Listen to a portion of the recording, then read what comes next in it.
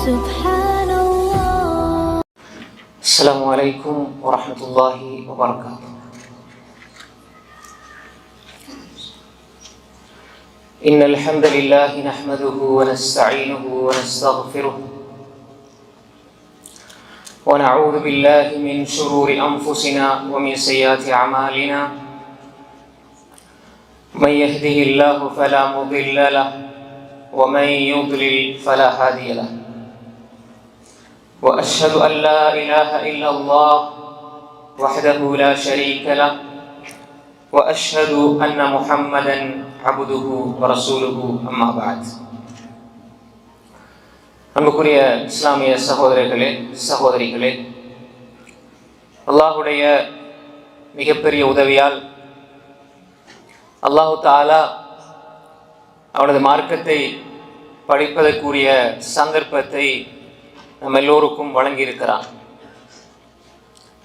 அன்புக்குரிய சகோதரர்களே சகோதரிகளே, நம்முடைய இன்றைய தலைப்பு கணவன் மனைவி, கடமைகளும் பொறுப்புகளும்.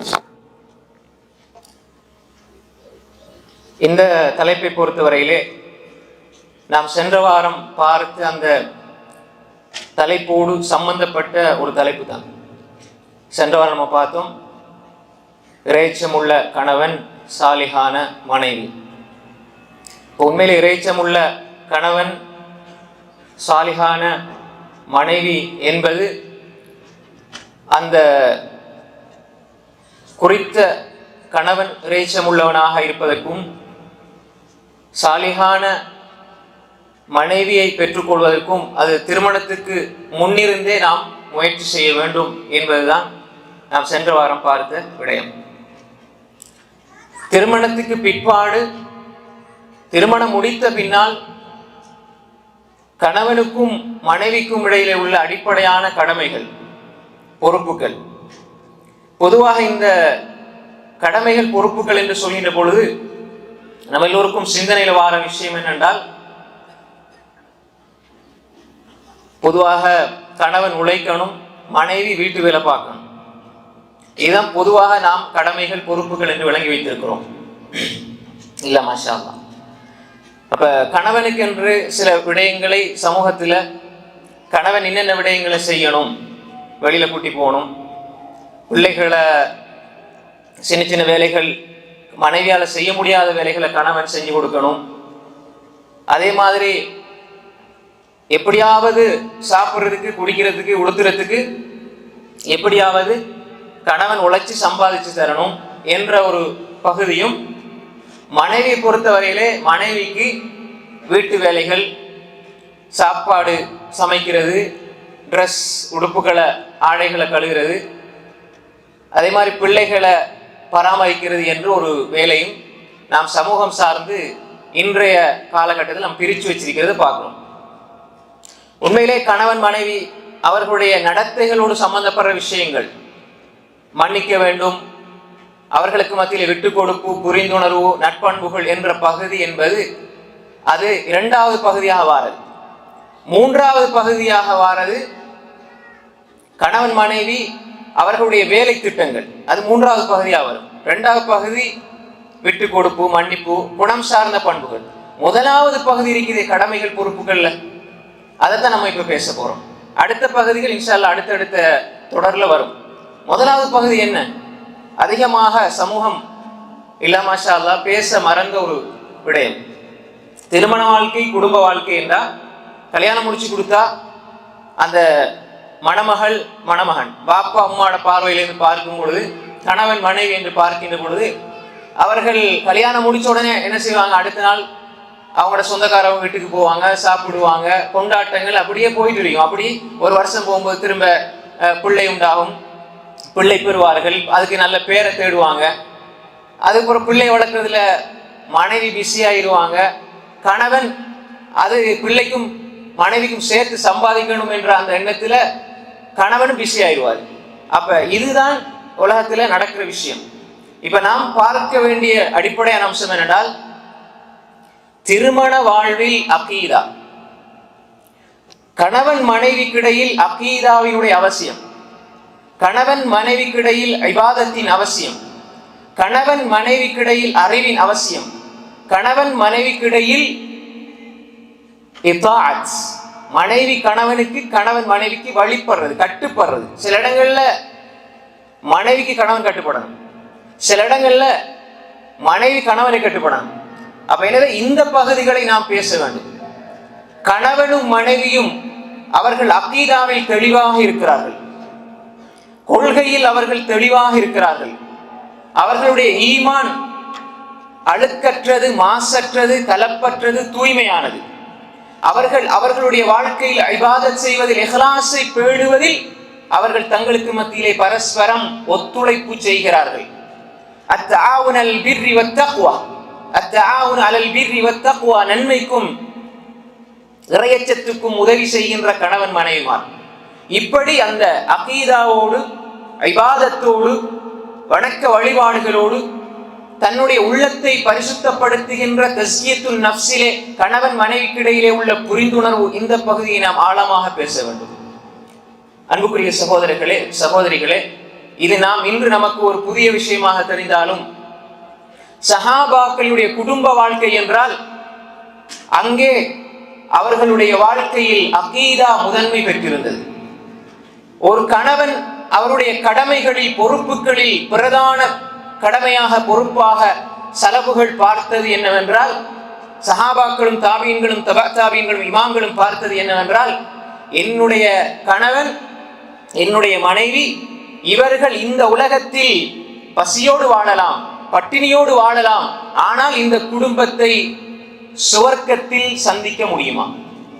இந்த குடும்பம் இந்த உலகத்திலே இருப்பது போன்று சுவனத்திலும் நாம் குடும்பமாக இருக்க முடியுமா என்ற சிந்தனை தான் குடும்ப வாழ்வினுடைய அஸ்திவாரமாக, அடிப்படையாக இருக்க வேண்டும்.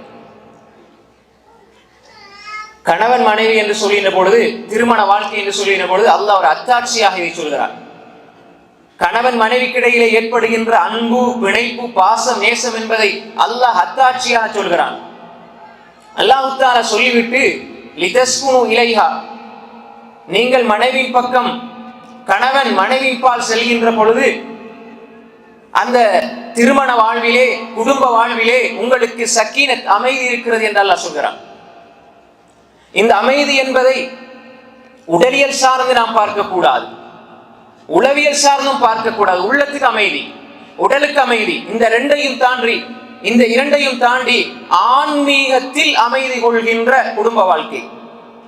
அன்புக்குரிய சகோதரர்களே, இந்த வசனங்களை பல விளக்கங்கள் கொண்டு பல பேர் விளக்கம் சொல்வதை நாம் பார்க்கிறோம். அது இரண்டாவது, மூன்றாவது கட்டம். உங்கள் மனைவியிடம் உங்களுக்கு அமைதி இருக்கிறது என்றால், உங்கள் குடும்ப வாழ்விலே உங்களுக்கு அமைதி இருக்கிறது என்றால், அடிப்படை அமைதியினுடைய அஸ்திவாரம் அகீதா, நம்பிக்கை. நம்பிக்கை, அகீதா சரியில்லாமல், அகீதா சீரில்லாமல் குடும்ப வாழ்க்கை நிம்மதி பெறாது, குடும்ப வாழ்க்கையில் நிம்மதி கிடைக்காது. எனவே அகீதா என்பது குடும்ப வாழ்க்கையின் அடிப்படையாக ஆக வேண்டும். அகீதா, நம்பிக்கை. அல்லாஹ் தஆலா சொல்கின்ற, நீங்கள் மனைவிமாரின் பக்கம் செல்கின்ற பொழுது உங்களுக்கு கிடைக்கின்ற அமைதி என்பது உங்கள் உடலுக்கு கிடைக்கின்ற அமைதி மட்டுமல்ல, உங்களது உள்ளத்துக்கு கிடைக்கின்ற, பிள்ளைகள், மனைவி மக்கள் என்று பார்க்கின்ற பொழுது உடனே உங்களுக்கு ஏற்படுகின்ற அந்த இன்பம் மட்டுமல்ல. என்னுடைய குடும்பம் தொழுகின்றது, வீட்டுக்குள்ளே செல்கின்ற பொழுது என்னுடைய மனைவி மக்கள் ஒழுக்கமாக இருக்கிறார்கள், என்னுடைய மனைவி மக்கள் தொழுகையோடு இருக்கிறார்கள், என்னுடைய மக்கள் அல்லாஹ்வை தவிர வேறு யாரின் பக்கமும் செல்லாத ஆழ்ந்த தவக்குல் உள்ளவர்களாக இருக்கிறார்கள் என்று அந்த குடும்பத்தை கணவன் பார்க்கின்ற பொழுது ஏற்படும் மகிழ்ச்சி, சக்கீனத் இருக்கிறதே, அதுதான் உண்மையான மகிழ்ச்சி.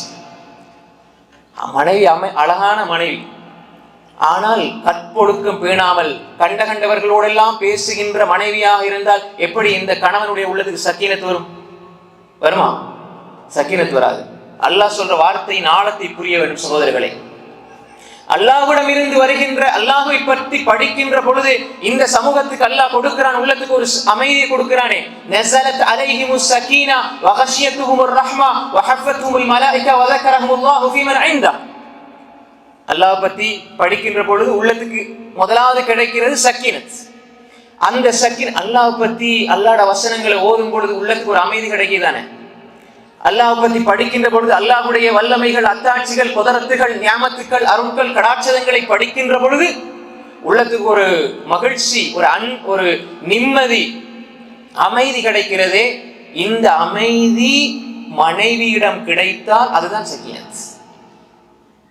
மனைவியிடம் ஹிஜாப் இல்லை, மனைவியிடம் பேணுதல் இல்லை, மனைவியிடம் கொடுக்கல் வாங்கலில் மோசடி இருக்கிறது, பொய்யும் புரட்டும் இருக்கிறது, நம்பிக்கை துரோகம் இருக்கிறது, ஹராமான சினிமாவை பார்க்கின்ற கலாச்சாரம் குறையோடி போயிருக்கிறது, ஆடல் பாடல் இசை சர்வசாதாரணம் என்றால் அழகு மட்டும் உங்கள் மனைவியில் இருந்து உங்களுக்கு எப்படி சக்கீனத் கிடைக்கும்? கிடைக்கவே கிடைக்காது. அல்லாஹ் சொல்கின்ற வசனத்தை புரிந்து கொள்ள வேண்டும். நீங்கள் சென்றால் உங்களோட உள்ளத்துக்கு அமைதி வரணும். வெறுமனே வெளியால் கிடைக்கின்ற மகிழ்ச்சி அல்ல அமைதி. வெளியால் கிடைக்கின்ற அந்த நேரத்தில் பார்க்கின்ற பொழுது இது அழகு தெரிகிறது, நீங்கள் கவரப்படுகிறீர்கள், உள்ளத்திலே ஒரு உணர்வு தோன்றுகிறது மகிழ்ச்சியாக. அதுவல்ல, நிரந்தரமாக உங்களோட உள்ளத்திலே ஊடுருவி போயிருக்கின்ற, உங்களது உள்ளத்தின் ஆழத்திலே குடிகொண்டிருக்கின்ற, உங்கள் ஆன்மாவோடு அகமகிழ்கின்ற ஒரு உணர்வு, அந்த சக்கீனத். அந்த சக்கீனத் மனைவியில் கிடைக்க வேண்டும், குடும்பத்தில் கிடைக்க வேண்டும். அது எப்ப கிடைக்கும் என்றால் அகீதா சரியா இருந்தால். கணவன் மனைவி வாழ்க்கையினுடைய பிரதான கடமைகளில் கணவன் மனைவிக்கு, மனைவி கணவனுக்கு செய்ய வேண்டிய மிகப்பெரிய கடமையும் பொறுப்பும் என்னவென்றால், மனைவி கணவனை சீர்படுத்தணும், மனைவி கணவனை சீர்படுத்தணும், கணவன் மனைவியை சீர்படுத்தணும். யாரிடம் எந்த பிழை அகீதாவில் இருக்கிறதோ அதிலே அவர்கள் பரஸ்பரம் ஒத்துழைக்க வேண்டும். அன்புக்குரிய சகோதரிகளே, நிர்வாக ரீதியான விடயங்களுக்கு கணவன் பொறுப்பாக இருந்தாலும், வீட்டை நிர்வகிக்கின்ற விடயங்களிலே கணவன் பொறுப்பாக இருந்தாலும், வணக்க வழிபாடுகள் என்று சொல்கின்ற பொழுது ஒருவர் ஒருவருக்கு உதவியாக இருக்க வேண்டும். இது குர்ஆன் சொல்லுகின்ற போதனை. அந்த இடத்துல நான் ஆம்பளை, நான் கணவன், நான் நினைச்ச மாதிரி தான் நடப்பேன், எந்த கருத்து தான் ஈடுபடணும் என்று சொல்லி இபாதத்துடைய விஷயத்திலே நீங்கள் நினைத்து விடாதீர்கள். இபாதத்துடைய விஷயத்துல, அகீதாவுடைய விஷயத்துல உங்களோட நம்பிக்கையில பிழை இருந்தா, உங்களோட மனைவி ஏதோ நல்ல கொள்கையை படித்து உங்களுக்கு சொல்லி தந்தால் நீங்கள் அவளை ஒரு ஆசிரியையாக எடுத்துக் கொள்ளுங்கள். அன்புக்குரிய சகோதரர்களே, சகோதரிகளே, இதற்கு ஏராளமான சான்றுகள் இருக்கிறது, ஏராளமான சான்றுகள் இருக்கிறது. எனவே குடும்ப வாழ்க்கையில் கணவன் மனைவி கிடைக்கல இருக்கின்ற மிக பிரதானமான பொறுப்பு என்பது அவர்களுடைய ஈமானை சரி செய்வது. இப்ப நாம் பல உரைகளில் சொன்னதை போன்று அகீதா என்ற அந்த பிரயோகம் பிற்பட்ட காலங்களில் வந்தது. சஹாபாக்குடைய காலத்திலே பேணப்பட்ட வார்த்தை ஈமான். ஈமான் என்றால் அங்கு வேறு ஒரு வழிகேடு இருக்கவில்லை. ரசூலுல்லாஹி ஸல்லல்லாஹு அலைஹி வஸல்லம் சொன்னதுதான் கொள்கை. அதைத்தான் சஹாபாக்கள் தனது வாழ்க்கையில எடுத்து செயல்பட்டார்கள். அதற்காகத்தான் குடும்பமே செயல்பட்டது. சுமையா ரலியல்லாஹு அன்ஹா, அம்மார் ரலியல்லாஹு அன்ஹு, யாசிர் ரலியல்லாஹு அன்ஹு, இவர்கள் எல்லாம் குடும்பமாக தியாகம் செய்தார்கள். உழைக்க தெரியாமலா, பொழைக்க தெரியாமலா? இல்லை, குடும்பத்தில் அகீதா. சபரன், அல்லாஹ்வுடைய தூதர் ஸல்லல்லாஹு அலைஹி வஸல்லம் சொன்னார்கள், யாசுடைய குடும்பத்தினரே பொறுமை செய்து கொள்ளுங்கள். ஆனா இந்த உலகத்துல நீங்க தியாகம் செய்றீங்க, நாளை மறுமையில கிடைக்க இருப்பது சுவர்க்கம். ஏன்? குடும்ப வாழ்விலே கணவன் மனைவியினுடைய கடமைகள் பொறுப்புகள் என்று சொல்கின்ற பொழுது முதலாவது நம்பிக்கை சீராக வேண்டும். நம்பிக்கை சீரானால் தான் நாளை மறுமையில் குடும்பமாக இருக்க முடியும் சொர்க்கத்திலே. அதை சஹாபாக்கள் புரிந்தார்கள் குடும்ப வாழ்க்கையிலே.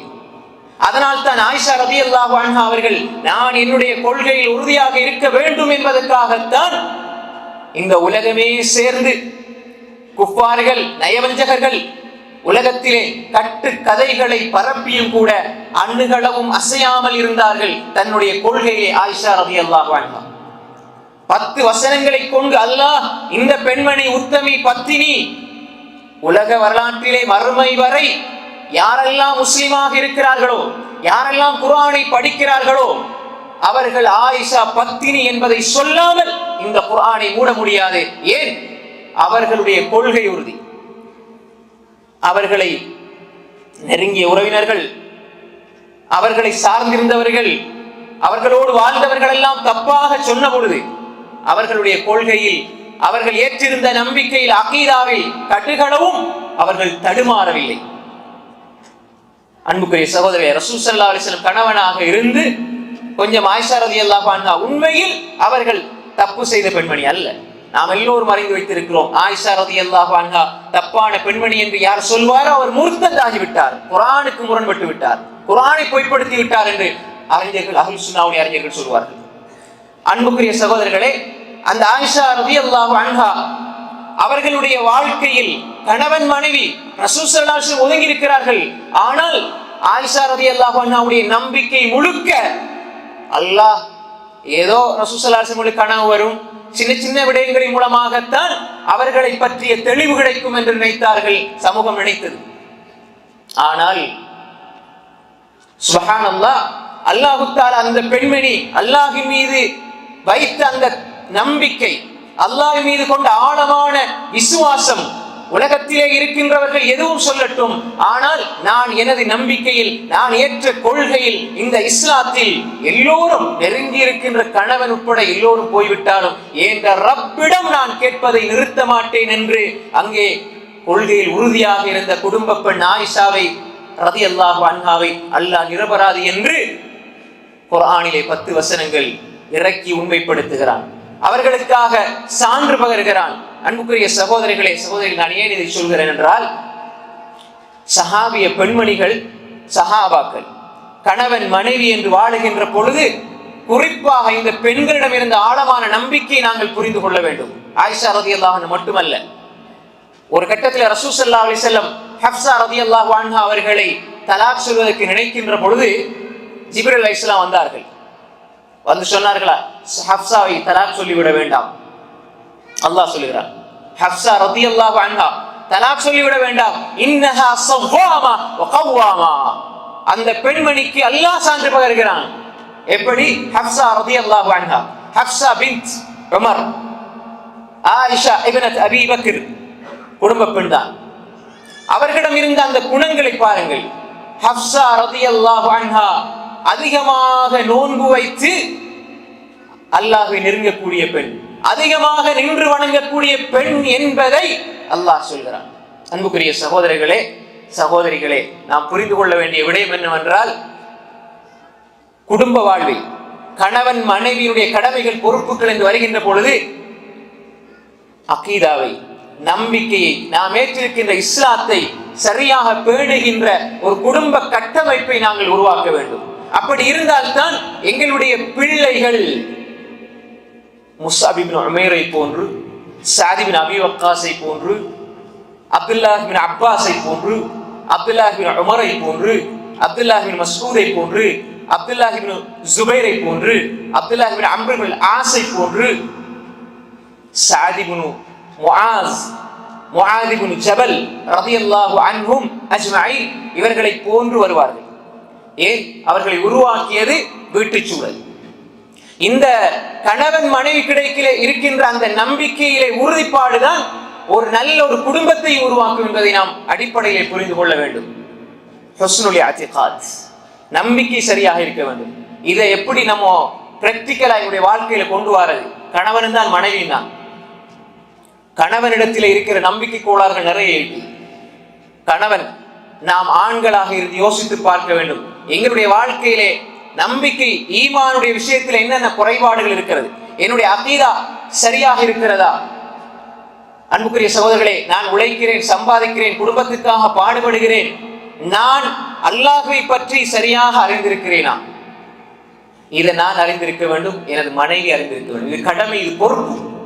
உங்களுக்கு தெரிகிறது அல்லாஹ் யார், அல்லாஹ் எப்படிப்பட்டவன், அவனது வல்லமைகள் என்ன, ஆற்றல்கள் என்ன, அல்லாஹ் எப்படி எப்படி எல்லாம் உதவி செய்வான் என்ற அந்த நம்பிக்கை கணவனுக்கு தெரிந்திருக்க வேண்டும், மனைவிக்கும் தெரிந்திருக்க வேண்டும். கணவன் சறுக்குகின்ற பொழுது மனைவி அங்கே கணவனை தாங்கி பிடிக்க வேண்டும். எப்படி? ஒரு ஒரு சரியான ஒரு நிலையிலே அந்த குடும்பம் பயணிக்க வேண்டும் என்றால் அங்கு அகீதா இருக்க வேண்டும். அப்படி இல்லை என்றால் எல்லா கோளாறுகளும் அந்த குடும்பத்திலே இருக்கும். சரியாக ஈமான் இல்லை என்றால், சரியாக நம்பிக்கை இல்லை என்றால் அந்த குடும்பத்தில் எல்லா கோளாறு இருக்கும். கணவனிடம் அகீதா சரியாக இருக்க வேண்டும், மனைவியிடம் சரியான நம்பிக்கை இருக்க வேண்டும். அப்ப எப்படி நம்ம அகீதாவை எங்களோட உள்ளத்துக்கு கொண்டு வரது? அல்லாஹ் தஆலா சொல்றான் குர்ஆன்ல, நாங்க முன்னே நபிமார்களுடைய வரலாறுகளை ஏன் சொல்றோம் தெரியுமா? ஏன் சொல்றோம்? உங்களோட உள்ளத்தை கொள்கையில் உறுதிப்படுத்துவதற்கு. அப்ப நீங்க அகீதாவில் சரியாக இருக்க வேண்டும் என்றால், நம்பிக்கையில் சரியாக இருக்க வேண்டும் என்றால் 2 விடயங்கள் செய்ய வேண்டும். ஒன்று, அல்லாஹ் சொல்கிறான் ஃபஅலம் அன்னஹு லா இலாஹ இல்லல்லாஹ், அல்லாஹ்வை தவிர வேறு யாரும் கிடையாது. வணங்கி வழிபடுவதற்கு வேறு ஆண்டவனோ நாயனோ கருத்தரோ பிரம்மாவோ சாமியோ தேவனோ யாருமே கிடையாது. உள்ளத்துல மனோ இச்சையும் கிடையாது, மக்களும் கிடையாது, மூதாதையர்களும் கிடையாது. தெளிவான நம்பிக்கையோடு இருங்கள், படிங்க முதலாவது. 2வது, கொள்கையில் உறுதியாக இருந்த சஹாபாக்களை நீங்கள் படியுங்கள். படிச்சா கணவன் உங்களோட உள்ளத்துல ஈமான் உறுதியாகும், மனைவி உங்களோட உள்ளத்துல ஈமான் உறுதியாகும். அதற்கு வீட்டு சூழலை சரி செய்யுங்க. அகீதாவை, மார்க்கத்தை, ஈமானை படிப்பதற்காக எங்களது வீட்டிலே ஒரு கலந்துரையாடலை நான் மனைவியோடு, மனைவி என்னோடு பேசுகின்ற ஒரு நேரத்தை வைத்திருக்கிறோமா? எங்களோட நம்பிக்கை சரியா இருக்குதா? எங்களோட அகீதா சரியா இருக்குதா? கொஞ்சம் வாங்க பரிசீலிப்போம் என்று மனைவி கணவனை கூப்பிடுகின்ற அல்லது கணவன் மனைவியை கூப்பிடுகின்ற ஒரு நிலை சாதாரணமாக பேசுவதற்கு நேரம் கிடையாது. சாதாரண ஒரு 5-10 நிமிஷம் கூட கணவன் மனைவி பேசுவதற்கு நேரம் கிடையாது. அப்படின்னு என்ன வாழ்க்கையை நாம் வாழ்ந்து கொண்டிருக்கிறோம்?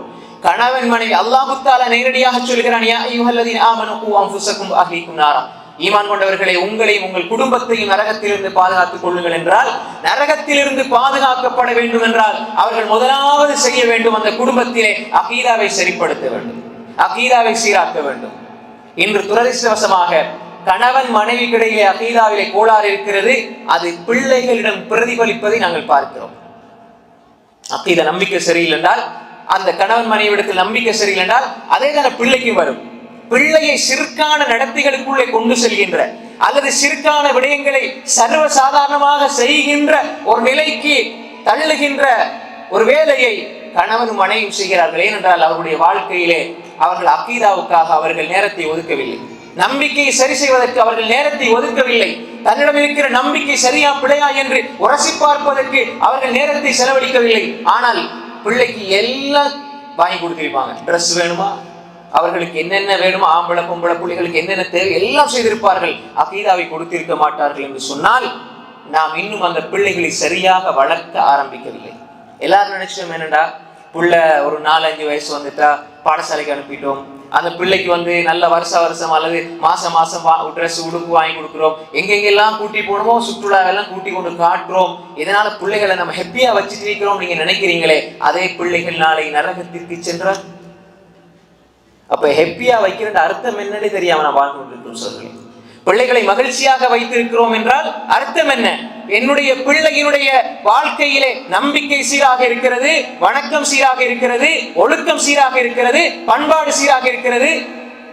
அன்புக்குரிய சகோதரர்களே, பிள்ளைகிட்ட கூப்பிட்டு அல்லாஹ்வை பற்றி சொல்லிக் கொடுப்பதற்கு, நம்பிக்கை பற்றி சொல்லிக் கொடுப்பதற்கு பெற்றோருக்கு நேரம் கிடையாது.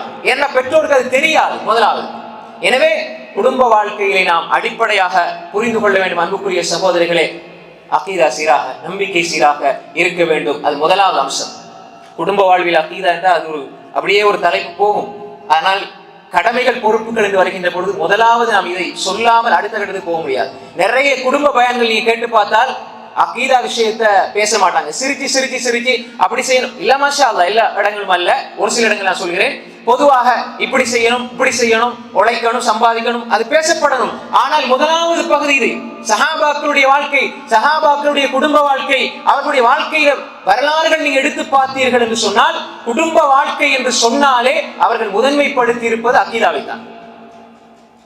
என் பிள்ளை எப்படி வரணும்? சொர்க்கவாதியா வரணும். என் பிள்ளை நாளை மறுமையில் அல்லாஹ்விடம் போய் என்னுடைய தாய் என்னை சரியாகத்தான் வளர்த்தாள் என்று, அல்லாஹ்வுடைய இந்த அமானிதமாகிய எனக்கு என்னை சரியாகத்தான் வளர்த்தாங்க என்ற உம்மா வாப்பா என்று அமானிதமாகிய நான் அல்லாஹ்விடத்துல அவங்க சரியா என்ன வளர்த்தாங்கன்னு சொல்லி அந்த பெற்றோருக்காக சாட்சி சொல்ல வேண்டும்.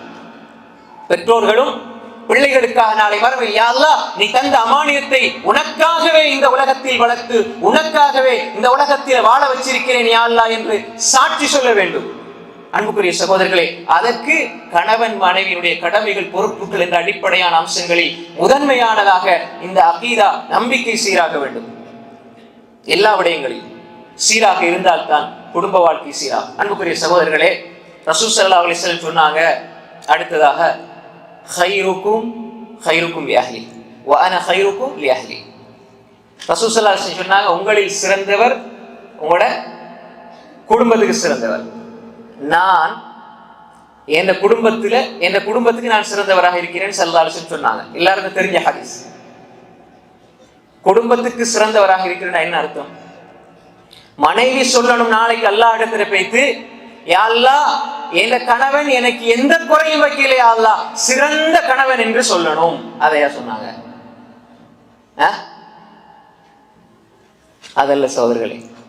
நீங்க எல்லாம் கொடுத்தீங்க, மனைவிக்கு உடுப்பு வாங்கி கொடுத்தீங்க, நகை வாங்கி கொடுத்தீங்க, வீடு வாங்கி கொடுத்தீங்க, அவளுக்கு என்ன தேவை எல்லாம் கொடுத்தீங்க. அவ திருப்தி கொள்கிறாள். ஆனால் உங்களோட மனைவி 5 நேரம் தொலை இல்லை என்று சொன்னால் நீங்க சிறந்த கணவன் இல்ல. மனைவி போய் சொன்னாலும் அது எடுபடாது. இந்த ஹதீஸை சரியா புரிஞ்சுக்கணும். தவறாக புரிந்து கொள்கிறார்கள். மனைவியை திருப்திப்படுத்துறது வேலை அல்ல. உலகத்துல யாரையும் திருப்திப்படுத்த முடியாது, அல்லாஹ்வை தவிர. அதனால இமாம்கள் சொல்வார்கள், ரிதன்னாஸ் காயத்துல் லா துத்ரக். மனிதர்களுடைய திருப்தி என்பது அடைய முடியாத இலக்கு. நீங்க மனைவிக்கு எவ்வளவு செஞ்சு கொடுத்தாலும், அல்லது மனைவி கணவனுக்கு எவ்வளவு செஞ்சு கொடுத்தாலும், மனித பலவீனம் இது 2 பக்கத்திலும் இருக்குது. பெண்களை மட்டும் குறை சொல்ல முடியாது, ஆண்களையும் குறை சொல்ல முடியாது. மனித பலவீனம் இருக்கிறது. ஆனா புரிந்து கொள்ள வேண்டிய அடிப்படை என்ன தெரியுமா? மனைவி நல்லா சந்தோஷமாய் வச்சிருக்கிறேன் என் மனைவி நாளைக்கு மறுமையில பாருங்க, அல்லாஹ் சொல்லுவா, யாரெல்லாம் எனக்கு எல்லாம் செஞ்சிருந்தாரு, டாப் கணவன், நல்ல கணவன் என்று சொல்றத அதே ரசூல் ஸல்லல்லாஹு அலைஹி வஸல்லம் சொல்லல சகோதரர்களே. ரசூல் ஸல்லல்லாஹு சொன்னாங்க, எப்படி உங்களில் சிறந்தவர் உங்களோட மனைவியிடத்தில் சிறந்தவர் என்றால், உங்களோட மனைவிக்கு இந்த உலகத்தில் நீங்க முன்ன பின்ன ஒரு ஏழ்மையால குறை வச்சிருக்கலாம், அன்புல சின்ன குறை வச்சிருக்கலாம், கொடுக்கிறதுல கொஞ்சம் குறை வச்சிருக்கலாம், அகீதாவிலையும் இபாதத்திலையும் குறை வைக்கல. சாலிகான மனைவியாக உங்களோட மனைவியை உருவாக்கி நன்மைகளிலே உங்களோடு போட்டி போடுகின்ற, இறையச்சத்துக்கு உங்களுக்கு உதவி செய்கின்ற, அல்லாஹ்வுக்கு மாத்திரம் கட்டுப்படுகின்ற, தக்வாவோடு தவக்குலோடு இஹ்லாஸோடு இருக்கின்ற ஒரு மனைவி நீங்கள் உருவாக்கினீர்கள். மனைவி கணவனை அப்படி உருவாக்கினால் சிறந்த கணவன் சிறந்த மனைவி. இதைத்தான் ஸல்லல்லாஹு அலைஹி வஸல்லம் சொன்னார்களே தவிர, நீங்க கொடுக்கிறதெல்லாம் கொடுத்து மனைவியை திருப்திப்படுத்தாச்சு என்று சொல்லி நப்பாசையில் இந்த ஹதீஸை தவறாக புரிந்து கொள்ளாதீர்கள். அன்புக்குரிய சகோதரர்களே, நிறைய ஹதீஸில் இப்படி உலகம் சார்ந்து புரியப்பட்டிருக்கிற சகோதரர்களே, பின்னால் அப்படி வரும். மனைவி ஒரு காட்சி பொருளாக மட்டும் பார்த்து ஓகே திருப்திப்படுத்தியாச்சு, அப்படி அல்ல. ஹதீஸ்ல புரிகிறது ஆன்மீகம் சார்ந்து, அல்லாஹ்வுடைய தூதருடைய உள்நோக்கம் சார்ந்து, குர்ஆனுடைய அந்த நிழலில் புரிந்து கொள்ளுங்கள், சீராவினுடைய நிழலில் புரிந்து கொள்வோம். எப்படி உங்களில் சிறந்தவர் உங்கள் மனைவிக்கு சிறந்தவர். இதே ஹதீஸ பெண்களுக்கும் சொல்லுங்க. பெண்கள் அதாவது உங்கள்கிட்ட மனைவி சிறந்த ஒரு மனைவியாக கணவனிடத்தில் இருக்கணும். இது ஹதீஸ் பெண்களுக்கும் தான் ஆண்களுக்கும் தான். எப்ப இது சாத்தியம் தெரியுமா? மனைவி சொல்லணும் கணவனை பார்த்து, நீங்க மாசத்துக்கு நீங்க இவ்வளவு பணம் தாரீங்க, இதுல சில நேரங்களில் முன்ன பின்ன குறை வருது, பிரச்சனைகள் நான் சமாளிச்சு கொள்றேன், பிரச்சனை இல்லை. பிள்ளைக்கு நீங்க பாக்குறதுல முன்ன பின்ன குறை வருது, பிரச்சனை இல்லை. அன்பை வெளிப்படுத்துறதுல முன்ன பின்ன குறை இருக்குது, பிரச்சனை இல்லை. ஆனா நீங்க ஹராமா சம்பாதிச்சிடாதீங்க, அல்லாஹ்க்கு நீங்க மாறு செஞ்சிடாதீங்க. நீங்க எந்த ஒரு காரணத்துக்காகவும் தொழிலுக்காக ஹராத்துல ஈடுபட்டுறாதீங்க, தாடிய வலிச்சிடாதீங்க. யாரு சொல்றது? மனைவி இப்படி சொல்லணும். இன்னைக்கு மாறி நடக்குது இல்ல, மாஷா அல்லாஹ். இப்படி நீங்க செஞ்சிடாதீங்க. வீட்டுக்கு நீங்க எவ்வளவு கஷ்டப்பட்டாலும் பரவாயில்ல, நீங்க சம்பாதிச்சு நீங்க கொஞ்சம் கொண்டு வந்தாலும் பரவாயில்ல, ஹராத்தை மட்டும் எங்களுக்கு தந்துடாதீங்க. நீங்க 5 நேரம் தொழாம நீங்க சம்பாதிச்சு எங்களுக்கு கொண்டு தராதீங்கன்னு சொல்லி ஒரு மனைவி சொன்னால் நீங்க சிறந்த கணவன் உருவாக்கி இருக்கிறீங்க. அப்படி இல்ல, வாங்க 2 பேரும் சுத்த போவோம், ஆண் பெண் அது பிரச்சனை இல்லை, யாரோடைய பேசலாம், யாரோடைய பழகலாம், நீ உங்களோட லைஃபை பாரு, நான் எங்க லைஃபை பாரு. இதெல்லாம் மேற்கத்திய கலாச்சாரத்தின் அடிப்படையில் சுதந்திரம் கொடுக்கப்பட்ட ஆண், சுதந்திரம் கொடுக்கப்பட்ட பெண் 2 பேரும் சந்தோஷமா வாழ்றாங்க என்று உலகம் சொல்லுகிறது. ஆனால் இது மறைமுகமாக கணவன் மனைவி கணவனை விபச்சாரத்திற்கு அனுமதிக்கிறார்கள். அல்லாஹ்வுடைய தூதர் என்ன சொன்னாங்க? பேசினா அந்நிய பெண்ணோட பேசுறது, பெண் அந்நிய ஆணோட தேவையில்லாம பேசுறது பேச்சு விபச்சாரம், தேவையில்லாத பார்வை விபச்சாரம். இது ஸினாவை அனுமதிக்கின்ற ஒரு கலாச்சாரம். அப்படி அல்ல சகோதரர்களே. எல்லாம் என்ற கணவன் நல்ல ஃப்ரீடம், எல்லாத்துக்குமே எதை வேண்டாலும் செய்ய விடுவாரு. இதா கணவன் மனைவி பார்த்து, என் மனைவி நான் என்னோட வேலை செய்யற பெண்களை கூட கூட்டி வருவேன், ஹிஜாப் இல்லாம வீட்டுல வச்சு சர்வசாதாரண பேசுவேன். என் மனைவி நல்ல ஃப்ரீடம் தந்திருக்கிறாங்க. எனக்கு கேடுகட்ட வாழ்க்கை இது. வீட்டுக்குள்ளே ஒரு அந்நிய பெண்ணை கணவன் பார்ப்பதை மனைவி அனுமதிக்கிறாள் என்றால், மனைவி அந்நிய பெண்ணை பார்ப்பதை கணவன் அனுமதிக்கிறான் என்றால் இது விபச்சார கலாச்சாரம், இது ஜினாவை அங்கீகரிக்கின்ற கலாச்சாரம், இது ஃப்ரீடம் அல்ல. என்னுடைய மனைவி கற்பொழுக்கம் உள்ளவள், அப்படி நான் அந்த பெண்ணை வைத்திருக்கிறேன். அதனால ஆம்பளைகள் எல்லாம் மலக்குமார் அப்படின்னு நான் சொல்ல வரையில. ஆண் தவறாக செய்கின்ற பொழுது மனைவி தட்டி சொல்லணும், இது ஹராம், கூடாது, செய்யக்கூடாது என்ற கணவன் நல்ல தக்வாவுள்ள கணவனா இருக்கணும் என்று சொன்னா நீங்க சிறந்தவர், மனைவி சிறந்தவள். எல்லாரும் மாறி இந்த உலகம் போற போக்கில் ஹதீஸ விளங்கணும் அப்படின்னு நினைச்சிட்டு இருக்கிறோம். அப்படி இல்லை சகோதரர்களே. நல்ல ஃப்ரீடம், சுதந்திரம் என்ன? சுதந்திரம் என்பதற்கு வரைவிலக்கணம் தெரியாத சமூகத்தில் நாம் சுதந்திரமாக வாழ்ந்து கொண்டிருக்கிறோம். நல்லா புரிஞ்சுக்கணும். சுதந்திரம் என்றால் என்ன? நீ சந்தோஷமா நிம்மதியா வாழ்றதுக்கான வரையறைகளை அல்லாஹ் போட்டான், அதான் சுதந்திரம் சகோதரர்களே. இன்று இந்த விடயத்தில் ரசூல் ஸல்லல்லாஹு அலைஹி வஸல்லம் சொன்ன ஹதீஸ்ல இவ்வளவு விடயங்களை நாம் ஆழமாக புரிந்து கொள்ள வேண்டியிருக்கிறது. இது அப்படி தொடர்ந்தால் அப்படி போகும். ஆனால் இந்த தலைப்போட இந்த விஷயத்தில் நான் முடித்துக் கொள்கிறேன். ஏனென்றால் ரசூல் ஸல்லல்லாஹு அலைஹி வஸல்லம் சொன்னாங்க தானே, நீங்க உங்களோட மனைவிடத்துல யார் சிறந்தவரோ அவர்தான் சிறந்தவர் என்றால், நீங்க மனைவியை திருப்திப்படுத்துவதல்ல, மனைவியை பக்குவமாக நெறிப்படுத்துவதன் ஊடாக அந்த மனைவி சொல்லணும், ஈமானிய உணர்வோடு உங்களை பார்க்கிற மனைவிதான். ஈமானிய உணர்வோடு சொல்றாள், என்ற கணவன் நான் திருமணம் முடிச்ச நாள்ல என் அப்பா அவர் வளர்க்கணும், அவரோட கடமை பொறுப்பு, அது ரெண்டாவது விஷயம். அவர் ஒரு பேச்சுக்கு மனைவி சொல்கிறாள், என் வாப்பா கூட முன்ன பின்ன கொஞ்சம் விட்டுருவாரு, ஆனா என் கணவன் நான் திருமணம் முடிச்ச பின்னாடி என் கணவன் ஒரு ஹராத்துக்கு என்ன அனுமதிக்கவில்லை, ஒரு தவறான விடயத்துக்கு அனுமதிக்கவில்லை, நல்ல முறையில் என்னை பராமரிக்கிறார், தக்வாவோடு இஹ்லாஸோடு தவக்குலோடு என்னை வாழ வைத்திருக்கிறார், எனக்கு எல்லா வகையான மார்க்க உதவிகளையும் செய்கிறார், என்னை தொழ வைக்கிறார், அன்பாக தொழ சொல்கிறார், ஈமானை அகீதாவை படித்து தருகிறார், சிறந்த கணவன் என்று சொல்வதைத்தான் ரசூல் ஸல்லல்லாஹு அலைஹி வஸல்லம் சொன்னார்கள். உங்களில் சிறந்தவர் உங்கள் மனைவி இடத்தில் சிறந்தவர்கள். இந்த ஹதீஸை சொல்லி மொழிபெயர்த்தோடனே பொம்பளைகளுக்கு சந்தோஷம். என்ன நான் எப்படி இருந்தாலும் என்கிட்ட நல்ல ஒரு கணவனா இருந்தா தான் நாளைக்கு மறுமையில் நான் சொல்றதான் நல்லா கேட்பாங்க. அப்படி அல்ல சகோதரிகளே, தவறாக இந்த ஹதீஸை புரிந்து கொள்ள வேண்டாம். ஆண்களும் உலகத்தை கொடுத்து பெண்ணை மயக்கி நான் நல்ல பேர் எடுக்கிற என்ற தவறான புரிதலையும் நீங்கள் எடுத்துக்கொள்ள வேண்டாம். ரசூல் ஸல்லல்லாஹு அலைஹி வஸல்லம் அப்படி சொன்னாங்க. அதே நேரம் இன்னும் ஒரு செய்தி சொன்னாங்க, அத்துனியா குல்லுஹா மதா, இந்த உலகம் என்பதே அற்ப இன்பங்களை அனுபவிக்கிற இடம், இந்த உலகம் என்பதே அற்ப இன்பங்களால் சூழப்பட்ட இடம், இந்த உலகத்தில் இருக்கிற எல்லாம் அத்துனியா குல்லுஹா மதா, அற்ப இன்பம் தான். ஆனால் ஹைரு மதாஇஹா, இதுல சிறந்த சொத்து என்ன தெரியுமா? சிறந்த சொத்து என்ன தெரியுமா? அல் மர்அத்து ஸாலிஹா. ரசூல் ஸல்லல்லாஹு அலைஹி வஸல்லம் சொன்னாங்க அல் மர்அத்து ஸாலிஹா, சாலிஹான மனைவின்னு சொன்னாங்க. இந்த ஹதீஸை சரியா புரிஞ்சுக்கணும். என்ன, நான் ஒரு சாலிஹான ஒரு பெண்ணை, உலகத்துல இருக்கிற எல்லாத்தையும் நீங்க சம்பாதிச்சிட்டீங்க. இந்த ஹதீஸ் அர்த்தத்தை நம்ம புரிஞ்சுக்கணும். இதுக்கு வேறு விளக்கம் சொல்லப்படுகிறது, அதுவும் சரியான விளக்கம். ஆனால் நாம் இந்த கோணத்தில் இந்த ஹதீஸை புரிஞ்சுக்கணும். எப்படி தெரியுமா? அத்துனியா குல்லுஹா மதா, இந்த உலகம் எல்லாம் அற்ப இன்பம் தானே. நீங்க வாகனம் எடுக்கிறீங்க, நீங்க பெரிய பங்களா கட்டுறீங்க, சொத்து செல்வங்கள், காணி பூமி நிலம் எல்லாம் எடுக்கிறீங்க, எல்லாம் சம்பாதிக்கிறீங்க.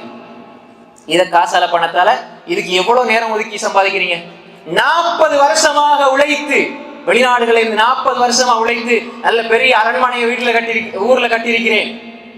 இது நீங்க சம்பாதிச்சது, இதுல பெருமதி கிடையாது. 40 வருஷமா சம்பாதிச்சு 10 ஏக்கர் காணி வாங்கி போட்டு நிலம் வாங்கி போட்டு இருக்கிறேன், நீங்க சம்பாதிச்சது பெருமதி கிடையாது.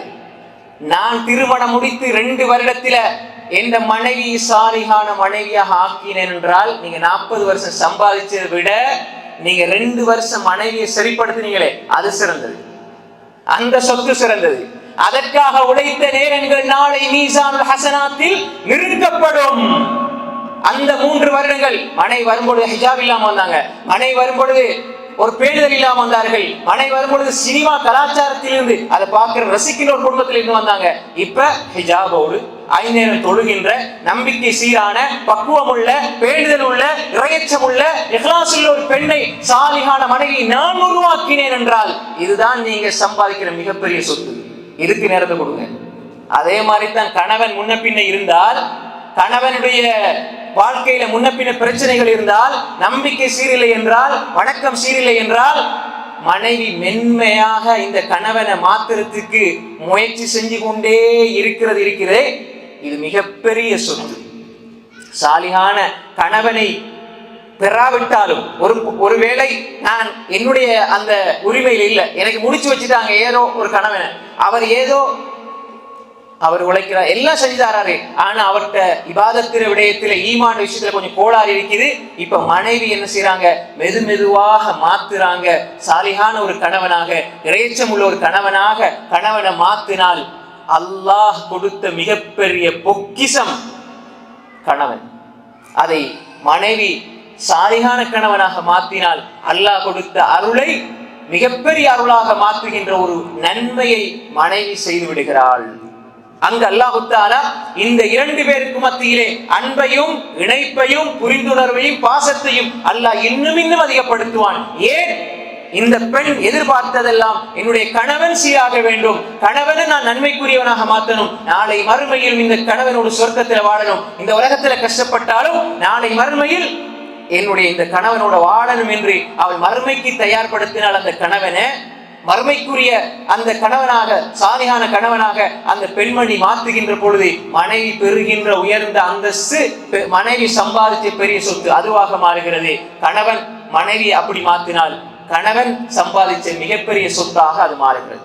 நாம் இந்த ஹதீஸையும் புரிந்து கொள்ள வேண்டும். எனவே அன்புக்குரிய சகோதரிகளே, கணவன் மனைவி கடமைகள் பொறுப்புகள் என்ற விடயத்தில் இரண்டாவது இந்த பகுதியை நாங்கள் பார்க்க வேண்டும். கணவன் மனைவி, மனைவி கணவனை சாலிகாக மாற்றுகின்ற ஒரு பணி இருக்கிறது, அது திருமண வாழ்க்கையில் இருக்கிறது. அதே மாதிரிதான் இபாதத்துடைய விஷயம்.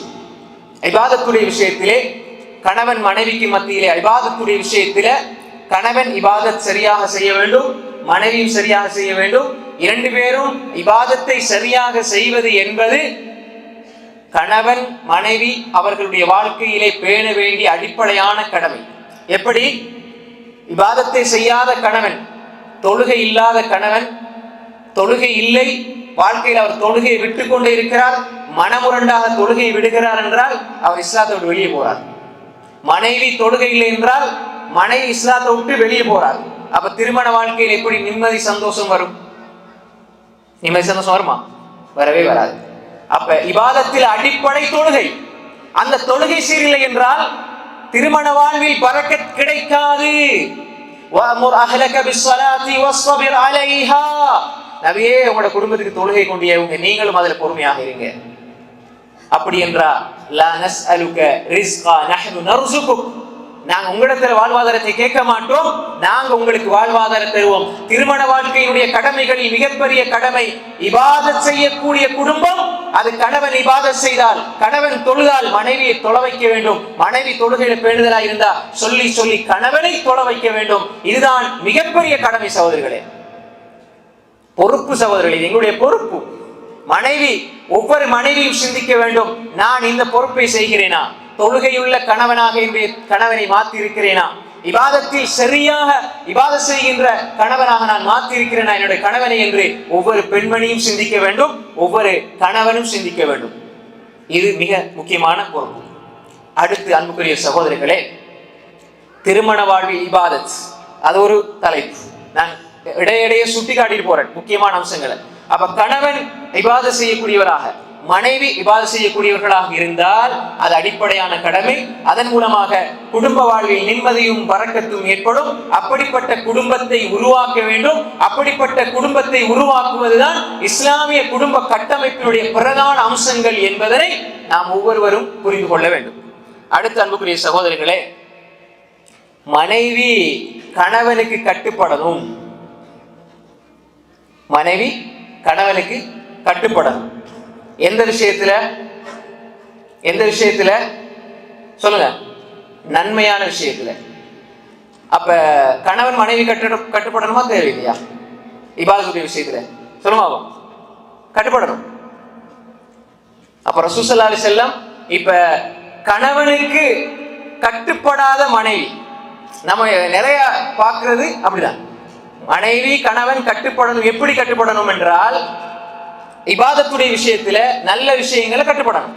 பொதுவாக குடும்ப நிர்வாகம் என்று வருகின்ற பொழுது கணவன் நல்ல ஒழுக்கமான பண்பான ஆணாக இருந்து நல்ல விஷயங்களை சொல்லுகின்ற பொழுது முழுமையாக கட்டுப்பட வேண்டும். பெண்கள் கணவனுக்கு மாறு செய்யக்கூடாது. அதே நேரம் நல்ல அபிப்பிராயங்களை மனைவி சொல்லுகின்ற பொழுது உனக்கு என்ன தெரியும் என்று சொல்லி உதாசீனம் செய்து கொள்ளவும் கூடாது. கணவன் மனைவியுடைய புரிந்துணர்வு, மன்னிப்பு, மறக்கிறதெல்லாம் இன்ஷால்லா அடுத்த தொடர்ல பார்ப்போம். இப்ப நம்ம இந்த இடத்துல புரிஞ்சு கொள்ள வேண்டியது என்னென்றால், உதாசீனம் செய்து விடாதீர்கள் சகோதரர்களே. ரசூல் ஸல்லல்லாஹு அலைஹி வஸல்லம் மனைவிமாருடைய அபிப்பிராயங்கள் எடுத்திருக்கிறார்கள். மனைவிமாருடைய அபிப்பிராயங்கள் எடுத்திருக்கிறார்கள். சஹாபாக்கள் மனைவிமாருடைய அபிப்பிராயங்களை எடுத்திருக்கிறார்கள். ஸலஃபு ஸாலிஹீன்கள் மனைவிமாருடைய அபிப்பிராயங்களை, அவர்களுடைய வழிகாட்டல்களை பெற்றிருக்கிறார்கள். சில பொழுது அன்புக்குரிய சகோதரர்களை ரசூல் ஸல்லல்லாஹு அலைஹி வஸல்லம் சொன்னாங்க, அபூ ஹுரைரா ரலியல்லாஹு அன்ஹு சொல்றாங்க எப்படினால், கீல லி ரசூலில்லாஹி ஸல்லல்லாஹு அலைஹி வஸல்லம் ஐயு நிசாஇ கைர். ரசூல் ஸல்லல்லாஹு அலைஹி வஸல்லம் கேட்கப்பட்டது, பெண்கள்ல மிகச்சிறந்த பெண்கள் யார்? பெண்கள்ல மிகச்சிறந்த பெண்கள் யார்? அப்ப ரசூல் ஸல்லல்லாஹு அலைஹி வஸல்லம் சொன்னாங்க, அல்லதி தசுர்ருஹு இதா நதர. அல்லதி தசுர்ருஹு இதா நதர. அவளை நீங்க பார்த்தால் அவள் உங்களை மகிழ்விப்பாள். அப்படின்னா என்ன? நம்ம வளமையா கேட்கிற ஹதீஸ் தானே. அவள் உங்களை பார்த்தால் அவள் உங்களை மகிழ்விப்பாள். இதான் சிறந்த பெண்ணுக்கு முதலாவது சொன்னாங்க ரசூல் ஸல்லல்லாஹு அலைஹி வஸல்லம். அவளை பார்த்தா அவங்கள மகிழ்விப்பாள். அப்படின்னா என்ன அர்த்தம்? அழகா, நல்ல சொல்லுங்க, நல்ல அழகா ட்ரெஸ் பண்ணி, நல்ல அழகா எப்பயுமே கண்குளிர்ச்சியாக இருக்கணும். அப்படித்தானே?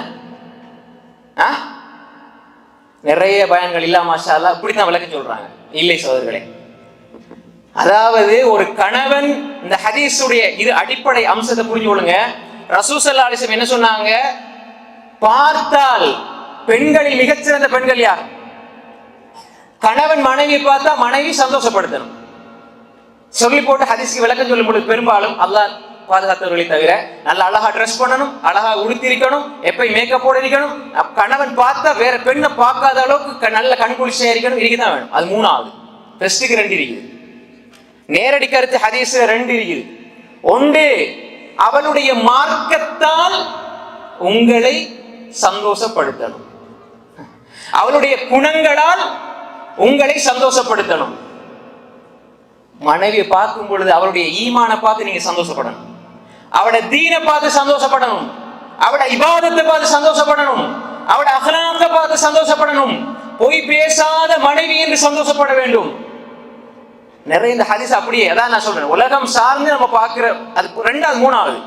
முதலாவது கருத்தை பாருங்க, அக்கீதாவுல, இபாதத்துல, அவருடைய இஹ்சான்ல, அஹ்லாக்ல உங்களோட பெண், உங்களோட மனைவி உங்களை மகிழ்விக்க வேண்டும். பார்த்தாண்டா கண்ணால பார்க்கறது மட்டுமல்ல, கண்ணால பார்த்தா மட்டுமல்ல, எப்பொழுதும் உடனே பார்க்கிறாரு, அழகாய்க்கிறாரு. ராவையில 12 மணிக்கு பார்க்கிறாரு, அழகாவல். இதல்ல, பார்த்தாண்டா எப்பயும் அழகாய்க்கணுமே, பார்த்தாண்டா எப்பயும் அழகாய்க்கணும். அப்படி அல்ல அன்புக்குரிய சகோதரிகளே. பார்த்தால் என்றால் வாழுகின்ற பொழுது உங்கள் மனைவியை நீங்கள் பார்த்தால் அந்த பெண் வாழ்க்கையால் உங்களை மகிழ்ச்சிப்படுத்துவாள். என்ற மனைவிக்கு அழகு பெருசா இல்லை.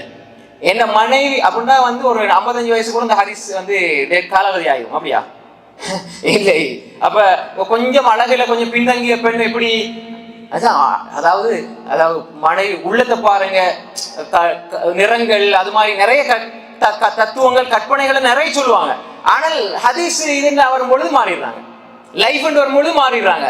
அன்புக்குரிய சகோதரர்களே, அலங்கோலமாக பெண் இருந்தாலும் பரவாயில்லை, ஆண் அலங்கோலமாக இருந்தாலும் பரவாயில்லை, அல்லாஹ்வுடைய படைப்பு. நிறம் எப்படி இருந்தாலும் பரவாயில்லை, அவருடைய தோற்றத்தை வைத்து அல்ல. அது 3வது. அழகுபடுத்தணும், முடியுமான அளவு சுத்தமாக இருக்கணும். அது 3வது. முதலாவது, அந்த பெண் இபாதத்தால், நம்பிக்கையால், குணத்தால் உங்களை மகிழ்வித்துக் கொண்டே இருக்க வேண்டும். எந்த பெண் என் பார்வைக்கு, என்னுடைய மனைவி என்னுடைய பார்வைக்கு ரொம்ப அழகா இருக்கிறாள், அது போல். அதே நேரம் என் மனைவியில நான் எதிர்பார்க்கிறது அவை எப்பொழுதுமே அலங்கரித்து, அதாவது திருமண வாழ்வினுடைய ஒரு 4வது 5வது இலக்கு உடலியல் சார்ந்த காம உணர்வுகளை தடுத்துக் கொள்வது. இதையே மட்டும் மையப்படுத்தி பெண்ணை காட்சி பொருளாக காட்டி உலகத்தை சார்ந்த ஹதீஸ்களுக்கு விளக்கம் கொடுக்கின்ற நிலையை, பரிதாப நிலையை பார்க்கிறோம் சகோதரர்களே. பார்த்தா அழகா இருக்கணும். என்ன அது அழகா இருக்கிறது? அந்த அழகு எங்க இருக்கிறது? தீனில் இருக்கிறது.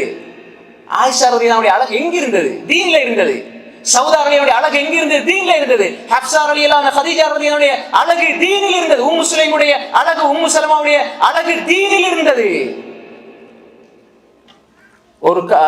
அதாவது உம்மு சஃபர் அல் ஹபஷியாவுடைய அழகு ரசூலுல்லாஹ் பார்த்து சொன்னாங்களே சொர்க்கவாதி என்று. அதா இப்னு அபி ரபாஹ் சொன்னார். அப்துல்லாஹ் இப்னு அப்பாஸுடைய மாணவர் அதா இப்னு அபி ரபாஹ் சொல்றாரு, அப்துல்லாஹ் இப்னு அப்பாஸ் சொன்னாரு, அலா உரீக இம்ராஅத்தன் மின் அஹ்லில் ஜன்னah, நான் ஒரு சொர்க்கவாதியான பெண்ணை காட்டவா? ஒரு கருத்த பெண் உம்மு ஜஃபர் அல் ஹபஷியா, எத்தியோப்பிய அடிமைன்னு சொல்லுவோமே, அதாவது அவருடைய தோற்றம் அழகா இருக்காது, பார்க்கறதுக்கு கொஞ்சம் அலங்கோலமா இருக்கு எங்கட பார்வையில. அந்த பெண் சொர்க்கவாதி. அந்த ரசூலுல்லாஹ் இடத்துல வராங்க, எனக்கு இந்த வலிப்பு நோய் வாரது எல்லாம் கேள்விப்படுற சம்பவம், மென்ஷன் பண்ணிட்டு போறேன், அந்த நேரம் போதாது. அப்ப ரசூல் ஸல்லல்லாஹு அலைஹி வஸல்லம் என்ன சொன்னாங்க? அந்த பெண்ணை சொர்க்கவாதின்னு சொன்னாங்க. அப்துல்லாஹ் இப்னு அப்பாஸ் சொன்னாங்க, அத்தா இங்க வாங்க, சொர்க்கவாதியான பெண்ணை உங்களுக்கு காட்டவா? இதோ பாருங்கள், இதை பெண், இந்த கருப்பு பெண், ஹாதில் மரத்து சௌதா, இந்த கருப்பு பெண் சொன்னாங்க. அந்த பெண்ணை சொன்னாங்க, சொல்லி போட்டு சொன்னாங்க, இவங்க சொர்க்கவாதி, அல்லாஹ்வுடைய தூதர் சொன்னாங்க. யார் அந்த பெண்மணி? உம்மு ஸஃபர் அல் ஹபஷியா ரலியல்லாஹு அன்ஹா. எங்கே இருந்தது அழகு? 25-30 வயசுல கல்யாணம் முடிச்சு என் மனைவியை பார்த்த உடனே அழகு. கிட்டத்துல போய் பேசி 2-3 மணிக்கு பேசுறோம். 50 வருஷத்துக்கு ஒரு அக்கீதா சரியா இருக்குது, இபாதத் சரியா இருக்குது, எல்லாம் சரியா இருக்குது. பேச நேரம் இல்ல, அன்பு கொடுக்க நேரம் இல்ல, அவர்களை அரவணைக்க நேரம் இல்ல, கனிவான வார்த்தைகளுக்கு நேரம் இல்லை, அவர்களுக்கு உதவி செய்வதற்கு நேரம் இல்லை. அவர்களுக்கு உள்ளத்தில் இருக்கிற ரணங்கள், கவலைகளை ஆற்றுப்படுத்துவதற்கு நேரம் கிடையாது. யாரையோ தேடி செல்ல வேண்டிய, உமாவை தேடி செல்லக்கூடிய, வாப்பாவை தேடி செல்லக்கூடிய நிலை வந்து விட்டது எத்தனையோ பெண்கள். அப்ப எனவே பார்த்தால் மகிழ்ச்சிப்படுத்துவாள்டா, கலர் அல்ல, அவருடைய மேக்கப் அல்ல, அவருடைய முகம் அல்ல, அவருடைய தீன். நீங்க பல பயன்களை இல்ல மாஷா நான் இது ஏன் நான் கடுமையா சொல்றேன்டா, பல பயன்கள் இந்த ஹதீஸ் கொடுக்கிற விளக்கம் இதுதான் சகோதரர்களே. பார்த்தா அழகா இருக்கணும், பார்த்தா ட்ரெஸ் பண்ணணும், பார்த்தா கண்குளிர்ச்சியா இருக்கணும். இது 3வது. அழகா இருக்கணும், சுத்தம் என்ற பகுதிக்குள்ள அது வரும். அது 3வது பகுதி. முதலாவது மார்க்கத்தால் கணவன் என்னை கொண்டு திருப்தி அடைகிறார், மனைவி என்னை கொண்டு திருப்தி அடைகிறார். அதே ஹதீஸ பெண்களுடைய சைட்ல இருந்து அப்ளை பண்ணுங்க. கணவன் எப்படி இருக்கணும்? பார்த்தா கிறுக்கமா இருக்கணும், அப்படியா? மனைவி வந்து நல்லா சந்தோஷப்படுத்தணும், கணவன் அவன் கிறுக்கமா, அப்படி அல்ல. கணவனும் சந்தோஷப்படுத்தணும். எப்படி சந்தோஷப்படுத்தணும்?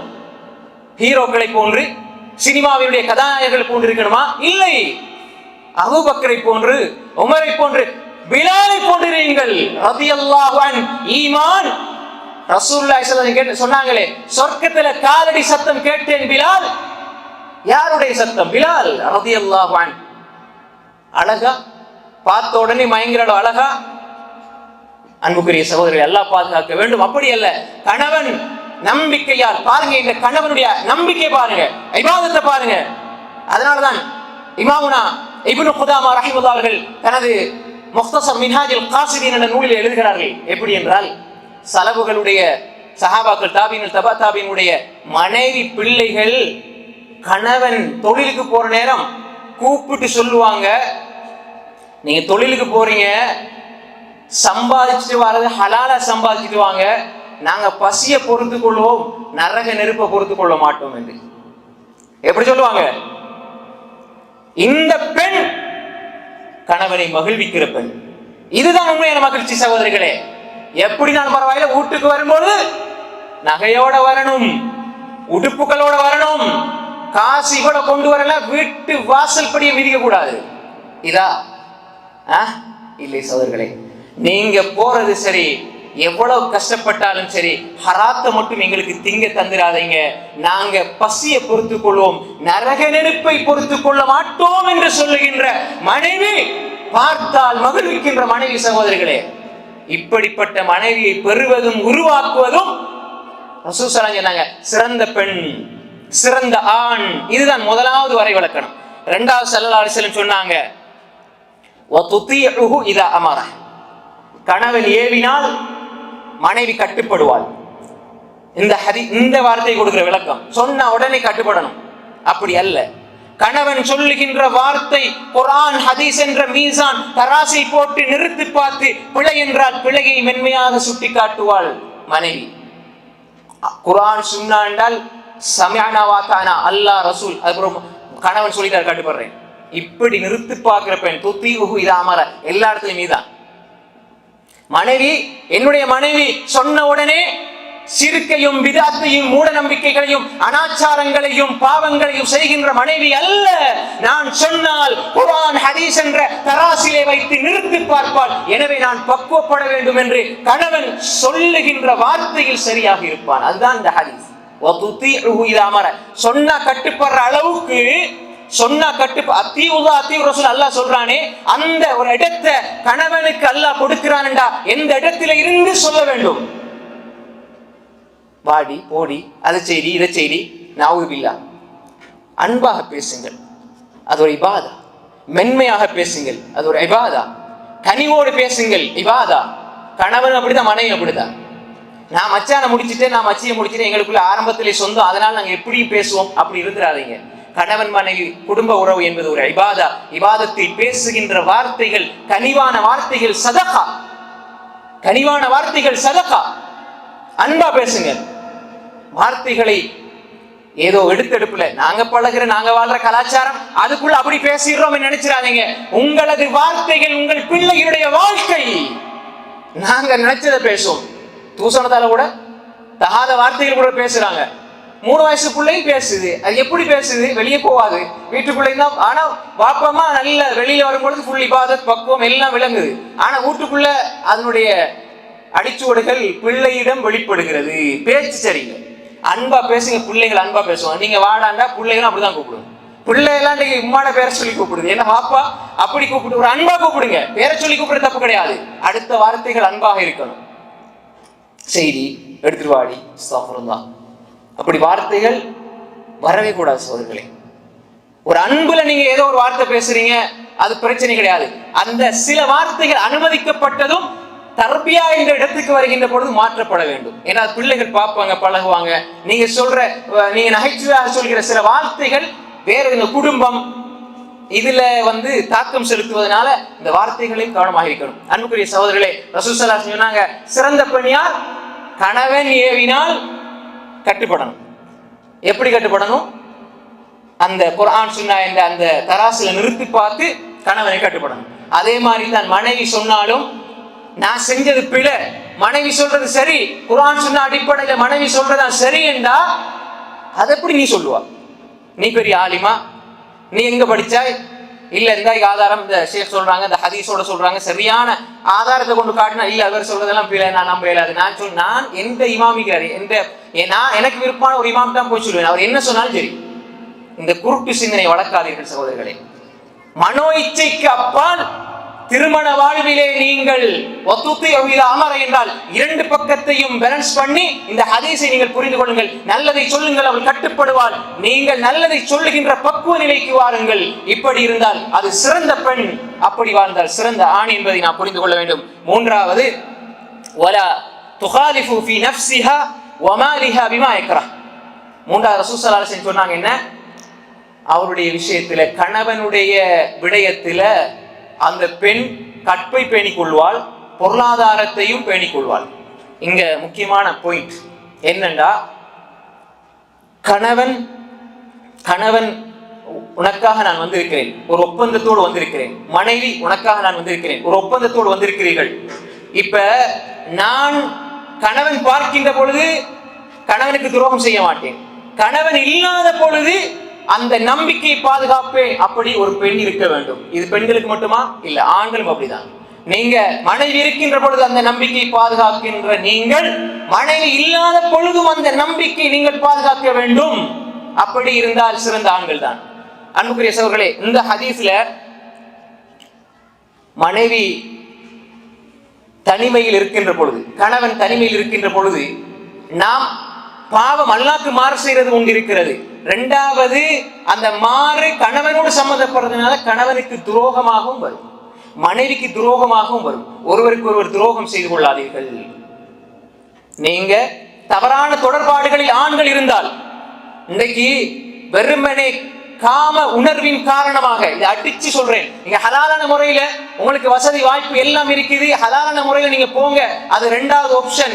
ஆனால் ஒரு மனைவியை வைத்துக் கொண்டு இன்னொரு பெண்ணோடு ஹராமான முறையில் தொடர்பில் இருந்தால், ஹராமான முறையில் பேசிக் கொண்டிருந்தால், நான் திருமணம் முடிக்க மாட்டேன், ஆனா நான் அந்த பெண்ணோட பேசிட்டு தான் இருப்பேன், அந்த பெண்ணோட தொடர்புல தான் இருப்பேன், ஆனா அந்த பெண் மனைவி வெந்து வெந்து என பிள்ளைகளுக்காக வாங்க, இந்த மூத்த புள்ள கடைசி புள்ள, சில இடங்கள்ல நம்ம கேள்விப்படுற சம்பவங்களை பார்த்த இரத்த கண்ணீர் வடிக்கணும். கொஞ்சம் கூட ஆண் என்ற ஆதிக்கம், ஆண் என்ற அந்த அரக்க குணத்தை வைத்துக் கொண்டு பெண்ணை நான் அவளைத்தான் முடிப்பேன், அல்லது நான் அவளை உன்னை டிவோர்ஸ் பண்ணிட்டு அவளை முடிக்க நான் தயார், இந்த 3 பிள்ளைகள் இருக்கும் உழைத்து கொடுக்கிறது. ஆனா மனைவிக்கு எந்த குறையும் இருக்காது, குறை இருக்கும் இல்லாமல் இருக்கும். அது 2வது விஷயம். பொதுவாக நான் சொல்கிறேன், இந்த மாதிரியான விடயங்கள் அல்லாஹ்வுக்கு அஞ்சிக் கொள்ளுங்கள்.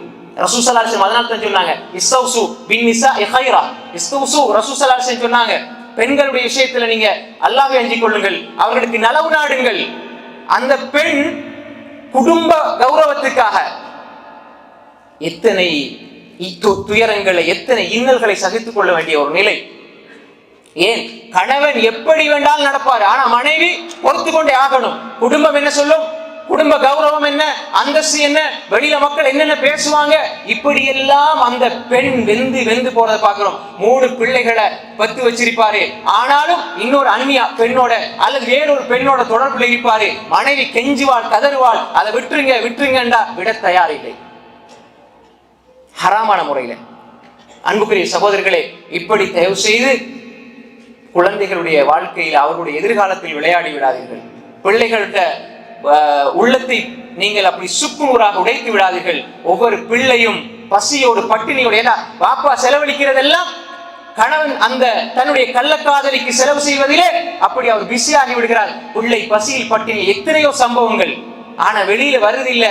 ஏனென்றால் என் வாப்பாடு அந்தஸ்து என்ன, நான் ஒருவேளை இந்த கணவனிடம் இருந்து பிரிந்து விட்டால் என்னுடைய குடும்ப கௌரவம் என்ன என்பதற்காக எத்தனையோ பெண்கள் சகோதரிகள் மறைத்து வைத்துக் கொண்டிருக்கிறார்கள். பெண்களுடைய விஷயத்தில் அல்லாஹ்வை பயந்து கொள்ளுங்கள் சகோதரர்களே. இதேதான் பெண்கள். ஆண்கள் இல்லை என்றால் கணவன் உங்களுக்கு எல்லாம் செஞ்சு தராரு, எல்லா நல்ல முறையில பார்த்துக் கொள்றாரு, ஆனால் நீங்கள் தப்பான ஒரு தொடர்பில் இருக்கிறீர்கள் என்றால் அல்லாஹ்வை அஞ்சிக் கொள்ளுங்கள். 2 பிள்ளைய மடியில வச்சுக்கொண்டு போன்ல இன்னொரு ஆணோடு பேசுகின்ற ஒரு பெண்ணாக இருந்தால் அல்லாஹ்வை அஞ்சிக் கொள்ளுங்கள். இது ஒரு நல்ல பெண்ணுடைய பண்பு கிடையாது. இது இப்ப இதனுடைய அசர், இதனுடைய வெளிப்பாடு எப்ப விளங்கும் தெரியுமா? நீங்கள் வயசாக வயசாக இந்த பாவத்தினுடைய கொடூரம் உங்களுடைய உள்ளத்தை ஆட்டி படைக்கும். நீங்கள் உங்கள் பிள்ளையை திருமணம் முடித்து வைக்கின்ற ஒரு நிலைக்கு வருகின்ற பொழுது உங்களுக்கு அந்த பாவத்தினுடைய ரணம் அகோரமாக உங்களுடைய உள்ளத்திலே அது உங்களை காயப்படுத்தி கொண்டிருக்கும். சில பாவங்கள் மன்னிக்கப்பட்டாலும் அந்த குறித்த நேரத்தை வீணடிச்சீங்களே, அதை மீட்டி உங்களால் எடுக்க முடியாது. பாவங்கள் மன்னிக்கப்பட்டோம், அந்த 10 நிமிஷம் செலவழிச்சீங்களே பாவத்துக்காக, அந்த நேரத்தை உங்களால் மீட்டி எடுக்க முடியுமா? ஒரு பொழுது முடியாது. அதனாலதான் வல் அஸ்ர் என்று அல்லாஹ் சொல்கிறான். எனவே அன்புக்குரிய சகோதரர்களே, ரசூல் ஸல்லல்லாஹு அலைஹி வஸல்லம் இப்படியே இது அடுத்த தொடராக இன்ஷா அல்லாஹ் வரும். கடைசியாக ஒரு விஷயம், ரசூல் ஸல்லல்லாஹு அலைஹி வஸல்லம் நல்ல பெண்ணுக்கு உதாரணங்கள், பல உதாரணங்கள் சொல்லி இருக்கிறார்கள். இப்ப நம்ம அக்கீதாவை பார்த்தோம், இபாதத்தை பார்த்தோம், கணவன் மனைவிக்கு, மனைவி கணவனுக்கு நல்ல விடயங்கள்ல கட்டுப்படுற விஷயங்களை பார்த்தோம், ஒரு வணக்கசாலியான ஒரு கணவன், வணக்கசாலியான ஒரு மனைவி, இதை பார்த்தோம், பேணுதலான கணவன், பேணுதலான மனைவி, இதை பார்த்தோம். அன்புக்குரிய சகோதரர்களே சகோதரிகளே, நாம் எங்களுடைய திருமண வாழ்க்கையே அடிப்படையான ஒரு அம்சத்தை நாம் பேணி வாழ்ந்தால், கணவன் தான் மனைவி தான், அந்த வாழ்க்கை சந்தோஷமாக இருக்கும், நிம்மதியாக இருக்கும், மகிழ்ச்சியாக இருக்கும். எனவே கற்பு விஷயத்தில் அடிப்படையான ஒரு அம்சம் இருக்கிற சகோதரர்களே, கற்புடைய விஷயத்தில் நாம் ஆண்களும் பெண்களும் பேணுதலாக இருக்க வேண்டும் சகோதரர்களே. நான் ஏன் திருப்பி திருப்பி இதை சொல்றேன் என்றால், இந்த சர்வ சாதாரணமாக இந்த பாவங்கள் இருக்கிறது. மனைவிக்கு கணவன், கணவனுக்கு மனைவி துரோகம் செய்கிறார்கள், பாதிக்கப்படுவது பிள்ளைகள், பாதிக்கப்படுறது பிள்ளைகள். சில பொழுது ஒரு துர்நடத்தை உள்ள ஒரு பெண்ணை கணவன் பிரிந்து விட்டால், அந்த பெண் கணவன், மூத்த கணவன் மூலமாக கிடைத்த பிள்ளைகளை வைத்துக் கொண்டு எந்தவித நியாயமும் இன்றி அநியாயமாக அந்த கணவனை சித்திரவதைப்படுத்துவதை பார்க்கிறோம். உன்கிட்ட நல்ல குணம் இல்லை, உன்னிடம் அகீதா இல்லை, உன்கிட்ட பேணுதல் இல்லை என்றால், ஒழுக்க விஷயத்தில் பிழை வந்து விட்டால், அது நிரூபணமாகிவிட்டால், சந்தேகம் துருவி துருவி ஆராய்றது 2வது சப்ஜெக்ட், அது வேற, அதை இன்ஷால்லா அடுத்ததா பார்ப்போம். ஆனால் ப்ரூஃப் ஆகிவிட்டால், ஒழுக்கமற்ற எந்த பெண்ணோடையும் வாழலாம், அகீதாவும் ஒழுக்கமும் இல்லை என்றால் வாழாதீர்கள். ஒழுக்கமற்ற ஒரு பெண்ணோடு அங்க திருமண வாழ்க்கை அது நீடிக்காது, நீடித்தாலும் அது நிம்மதியாக இருக்காது. அப்படி இருந்தால் அதற்கு முற்றுப்புள்ளி இஸ்லாம் சொல்லுகிறது, ஆணுக்கும் சொல்லுகிறது, பெண்ணுக்கும் சொல்லுகிறது, பிரிஞ்சிருங்க. அப்படி பிரிந்து நீங்க நல்ல ஒரு மனைவியோட வாழ இருந்தால் அல்லது நல்ல ஒரு கணவனோட வாழ இருந்தால் நீங்கள் அல்லாஹ் உங்களுக்கு ஏவியதில் நீங்கள் குறைபாடு செய்யாதீர்கள். நீதத்தை தவிர வேறு அநியாயத்துக்கு சாட்சி சொல்லிவிடாதீர்கள். ஒருவேளை கணவனையும் மகளையும் பிரித்து வைத்து அதிலே இன்பம் காணுகின்ற அல்லது கணவனையும் மகனையும் பிரித்து வைத்து அதிலே இன்பம் காணுகின்ற மனைவி அநியாயமாக பிரித்து வைத்து நான் காட்டவே மாட்டேன், கொடுக்கவே மாட்டேன், இது அப்படியே இருந்து நீ சித்திரவதை அனுபவி என்று இருந்தால் இது அநியாயம் இழைக்கப்பட்ட கணவன் அல்லாஹ்விடம் கையேந்தினால் அதற்கும் அல்லாஹுக்கும் இடையில் எந்த திரையும் கிடையாது. அதேதான் பெண்ணுடைய விஷயத்திலும் அதுதான், ஆணுடைய விஷயத்திலும் அதுதான். சில பொழுது முந்தின மனைவிக்கு முந்தின கணவனுக்கு இருக்கிற பிள்ளைகளை பார்க்க விட மாட்டாங்க, பேச விட மாட்டாங்க, அவர்களுக்கு நல்லது செய்ய விட மாட்டாங்க. பெற்ற தாயும் தந்தையும் பிள்ளைகளை பார்த்து 15 வருடங்கள் 20 வருடங்கள். ஏன்? இஸ்லாம் அனுமதித்த ஒன்றை செய்ததற்காகவா இந்த சித்திரவதை? இல்லை. இஸ்லாம் அனுமதித்திருக்கிறது என்றால் நாம் அநியாயத்துக்கு துணை போய்விடக் கூடாது. நாளை மறுமையிலே அநியாயங்கள் இருள்களாக இருக்கும். அநியாயத்தை அஞ்சிக் கொள்ள வேண்டும். அன்புக்குரிய சகோதரர்களே சகோதரிகளே, எனவேதான் ரசூலுல்லாஹி ஸல்லல்லாஹு அலைஹி வஸல்லம் சொன்னார்கள், இதா ஸல்லத்தில் மர்அத்து ஹம்ஸஹா, ஒரு பெண்ணினுடைய அடிப்படை வாழ்க்கையை ரசூல் ஸல்லல்லாஹு அலைஹி வஸல்லம் சொன்னார்கள். ஒரு பெண் 5 நேரம் தொழுகிறாள், வஸாமத் ஷஹ்ரஹா, அவள் நோன்பை கனகச்சிதமாக நிறைவேற்றுகிறாள். ஒரு சாலிகான பெண், ஒரு நல்ல பெண், ஒரு நல்ல ஆண், அவர்களிடம் இருக்க வேண்டிய அடிப்படை அம்சங்களை அல்லாஹ்வுடைய தூதர் சொல்லிவிட்டு பெண்ணுக்கு பிரத்யேகமாக இந்த ஹதீஸை சொன்னார்கள் ஸல்லல்லாஹு அலைஹி வஸல்லம், இதா ஸல்லத்தில் மர்அத்து ஹம்ஸஹா, ஒரு பெண் 5 நேரம் தொழுகிறாள், நோன்பு வைக்கிறாள், வஹஃபிதத் ஃபர்ஜஹா, அந்த பெண் தன்னுடைய கற்பை மர்மஸ்தானத்தை பாதுகாக்கிறாள், ஆண்களும் தான் பாதுகாக்கிறாள். அடுத்து வஅதாஅத் ஸௌஜஹா, கணவனுக்கு நல்ல விடயங்களில் கட்டுப்பட்டு நடக்கிறாள் என்று சொன்னால் என்ன? இல்ல ரசூல் ஸல்லல்லாஹு அலைஹி வஸல்லம் 4 சொன்னாங்க. ஒன்று தொழுகிறது, தொழுகை சீராக இருக்கிற ஒரு பெண் நம்பிக்கை சீராக இருக்கும். அதே மாதிரி அந்த பெண்ணுடைய நோன்பு சீராக இருந்தால் ஏனைய வணக்கங்கள் சீராக இருக்கும். தொழுகை என்பது ஒரு அல்லாஹ்வோடு உரையாடுகின்ற ஒரு அம்சம். அதில் சரியாக இருக்கிற பெண் அவருடைய வாழ்க்கை சீராக இருக்கும். நோன்பு வைத்து விட்டால் அவருடைய இஹ்லாஸ், அவருடைய தக்வா, பேணுதல் சீராக இருக்கும். அதே மாதிரி கற்புடைய விஷயத்திலே பேணுதலாக ஒரு மனைவி இருந்தால் அவருடைய அனைத்து விடயங்களும் சீராக இருக்கும். அடுத்தது கணவனுக்கு நல்ல விடயங்களை கட்டுப்பட்டால் குடும்ப உறவுகளுடைய விஷயத்தில் அவருடைய வாழ்க்கை சீராக இருக்கும். ஈமானோடு இஹ்லாஸோடு தக்வாவோடு இந்த பெண்ணுடைய வாழ்க்கை இருக்கும். இப்படிப்பட்ட ஒரு பெண் இருந்தால் அல்லாஹ்வுடைய தூதர் ஸல்லல்லாஹு அலைஹி வஸல்லம் சொன்னாங்க, நாளை மறுமையிலே கீல லஹா, அந்த பெண்ணுக்கு சொல்லப்படும், உதுகுலி அல் ஜன்னத மின் ஐ அப்வாபில் ஜன்னதி ஷிதி, நீ விரும்பிய வாசலால் சொர்க்கத்துக்கு போகலாம். அன்புக்குரிய சகோதரிகளே, தாய்மார்களே, அன்புக்குரிய சகோதரிகளே, எங்களுடைய இந்த திருமண வாழ்க்கையில் கணவன் மனைவி கடமைகள் பொறுப்புகளிலே நாங்கள் புரிந்து கொள்ள வேண்டிய அடிப்படையான அம்சங்கள் என்னவென்றால், மிகச் சுருக்கமாக ஆரம்பத்தில் சொன்ன விஷயத்தை சொல்லி முடித்துக் கொள்கிறேன். எங்களுடைய வாழ்க்கையிலே அகீதா முதன்மையானது. நம்பிக்கையை சீர்படுத்துகின்ற வேலையை கணவன் மனைவி குடும்பத்திலே செய்ய வேண்டும். அதே மாதிரி தான் சாலிகான கணவனை சாலிகான மனைவி உருவாக்குகின்ற வேலையை குடும்பம் செய்ய வேண்டும். இபாதத்துக்களிலே பரஸ்பரம் ஒத்துழைக்கின்ற ஒரு குடும்பமாக கணவன் மனைவி இருக்க வேண்டும். அதே மாதிரி தான் நல்ல விடயங்களுக்கு இபாதத்துக்கு பரஸ்பரம் ஒத்துழைக்கக்கூடிய பெண்களாக இருக்க வேண்டும். அதே மாதிரி தான் கற்பொழுக்கம் பேணுகின்ற விடயத்திலே பக்குவம் பேணுதல் வராவுடைய விஷயத்தில சரியான பெண்களாக இருக்க வேண்டும். வாழ்க்கையில இந்த விடயங்களை எடுத்து இந்த பொறுப்புகளை இந்த கடமைகளை எங்களுடைய வாழ்க்கையில நாம் கொண்டு வந்து சரி செய்கின்ற பொழுது எங்களுடைய வாழ்க்கை அருள் நிறைந்ததாக பரக்கத்து நிறைந்ததாக அமையும். எப்படிப்பட்ட வாழ்க்கையாக அமையும் தெரியுமா? அல்லாஹ்வுடைய தூதர் ஸல்லல்லாஹு அலைஹி வஸல்லம் அவர்கள் எப்படி அன்னை ஆயிஷா ரலியல்லாஹு அன்ஹா அவர்களை பார்த்து சொன்னார்களோ, சொர்க்கத்திலேயும் ஆயிஷா ரலியல்லாஹு அன்ஹா யாருடைய மனைவி? ரசூல் ஸல்லல்லாஹு அலைஹி வஸல்லம் மனைவி. அல்லாஹ் தஆலா இன்னும் ஒன்றையும் சொல்லுகிறான் சகோதரர்களே, எப்படிப்பட்ட சூழ்நிலை வந்தாலும் மூமினான பெண்களுக்கு ஒரு உதாரணம் சொல்றான். யாரு? இம்ராத்து ஃபிரௌன், ஃபிரௌனுடைய மனைவி சொல்றான். அவங்க சொன்னாங்க சொர்க்கத்தில் ஒரு வீடத்தை, அவங்களுடைய நம்பிக்கை எல்லாம் மறுமை என்று இருந்தது. மரியம் பின்த் இம்ரான், இம்ரானுடைய மரியம் பின்த் இம்ரான், இம்ரானுடைய மகள் மரியம் அவருடைய பற்றி சொல்லும்போது கற்புடைய விஷயத்தை அல்லாஹ் தஆலா சொல்கிறான். எனவே இப்படிப்பட்ட ஒரு ஒழுக்கமுள்ள குடும்பத்தை உருவாக்கினால், ஒழுக்கமுள்ள கணவன் மனைவி இருந்தால், இந்த கடமைகளை சரியாக நிறைவேற்றினால் அடுத்தடுத்த அம்சங்களை அல்லாஹ் தஆலா பரக்கத்தாக ஆக்குவான். இந்த உலகத்தில் சின்ன சின்ன குறைகள் வரலாம், சின்ன சின்ன பிரச்சனைகள் வரலாம், சின்ன சின்ன குறைபாடுகள் வாழ்க்கையிலே இருக்கலாம்.